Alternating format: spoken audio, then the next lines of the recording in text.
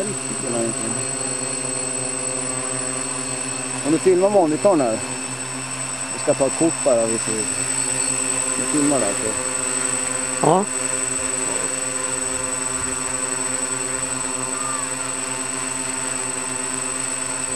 Nu står det still, men jag vill driva lite ibland. Rör du ingenting nu alltså? Nu rör jag ingenting. Men det är i början som man står ju bara precis still.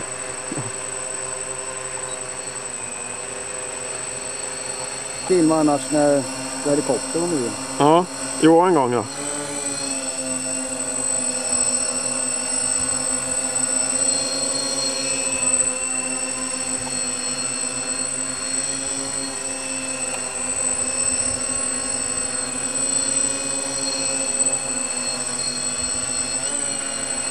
Han flyger faktiskt väldigt stabilt och bra tycker jag.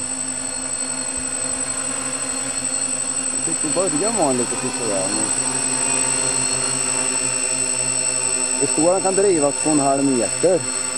Ja. Sidled och sen 0,8.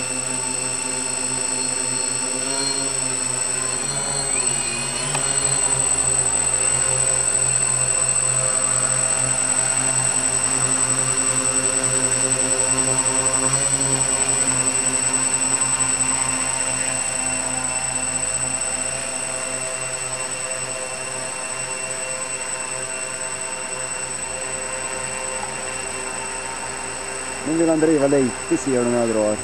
Nu bara, jag drar upp den. Nu ska jag stabilisera den igen.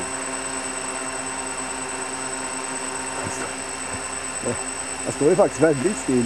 Oj, jag tittar. Jag har lite svårt att kolla i. Yes. Kommer alltså få med blända värden och sånt där.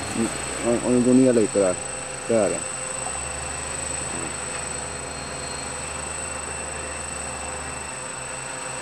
Det ligger kvar en stund där.